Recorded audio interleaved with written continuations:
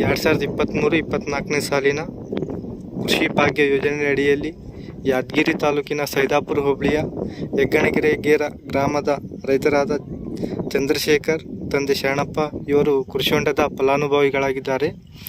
ಇದು ಕೃಷಿ ಹೊಂಡದ ಬಗ್ಗೆ ಇವರಿಂದ ಏನಾಗಿದೆ ಲಾಭ ಅನ್ನೋದರ ಬಗ್ಗೆ ಇವರನ್ನು ಕೇಳೋಣ.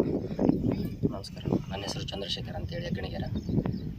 ಮೊದಲಾಗಿ ನಾನು ತೋಟ ಮಾಡ್ಬೇಕಂತ ನಿರ್ಧಾರ ಮಾಡಿದ್ವಿ. ಅದಕ್ಕೆ ಸೂಕ್ತ ಮಾಹಿತಿ ಬೇಕಂತೇಳಿ ಸೈದಾಪುರ RSK ಯೋ ಮೇಡಮ್ ಹತ್ರ, ಮೇನಕಾ ಮೇಡಮ್ ಹತ್ರ ಹೋಗಿ ಅವರು ಬೋರ್ವೆಲ್ ಇಲ್ಲದ ಕಾರಣ ಕೃಷಿ ಹೊಂಡ ತೊಗೊರಿ, ಕೃಷಿ ಹೊಂಡ ತೊಗೊಂಡ ನಂತರ ಸ್ಪ್ರಿಂಕ್ಲರು ಮತ್ತು ಪಂಪ್ ಸೆಟ್ ತೊಗೊಂಡು ನೀವು ತೋಟಗಾರಿಕೆ ಮಾಡ್ಬೋದು ಅಂತ ಮಾಹಿತಿ ತಿಳಿಸಿಕೊಟ್ರು. ಅದಾದ ನಂತರ ನಾವು ಮಳೆ ಇಲ್ಲದಾಗ ಕೃಷಿ ಹೊಂಡದಲ್ಲಿ ಇರತಕ್ಕಂಥ ನೀರುಗಳನ್ನು ತೆಗೆದು ಪಂಪ್ ಸೆಟ್ ಹಚ್ಚಿ ಅದರಿಂದ ಸ್ಪ್ರಿಂಕ್ಲರ್ ಹಚ್ಚಿ ನಾನು ಹಣ್ಣಿನ ಗಿಡಗಳು ಮತ್ತು ತರಕಾರಿ ಗಿಡಗಳಿಗೆ ನೀರು ಒದಗಿಸಲಾಗಿದೆ. ಈಗ ನೀವು ಕೃಷಿ ಹೊಂಡ ಹೊಡಿಸಿದ್ರಲ್ರಿ, ನೀವು ಎಷ್ಟು ಎಕರೆ ತನಕ ನೀರು ಹಾಯಿಸ್ತಿದ್ರಿ? ಅದಕ್ಕೆ 4 ಎಕರೆ ತನಕ ನೀರು ಹಾಯಿಸಿ.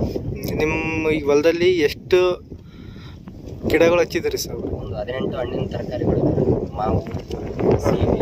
ಮಾವಿನಲ್ಲಿ 4 ವೆರೈಟಿಗಳವು, ಸೀಬೆಯಲ್ಲಿ 2 ವೆರೈಟಿಗಳವು, ಮತ್ತು ಬಾಳೆಹಣ್ಣು, ಅಂಜೂರ, ಡ್ರ್ಯಾಗನ್ ಫ್ರೂಟು, ನಿಂಬೆ, ನುಗ್ಗೆಕಾಯಿ, ಕರಿಬೇವು ಮತ್ತು ಹಲವಾರು ವೆರೈಟಿಗಳಿದಾವೆ ಸರ್. ಮತ್ತು ತರಕಾರಿ ಬದನೆಕಾಯಿ, ಮೆಣಸಿನಕಾಯಿ, ಪಾಲಕ್, ಮುಲ್ಲಂಗಿ ಈ ಥರ ಹಣ್ಣಿನ ತರಕಾರಿ ಬೆಳೆಗಳು.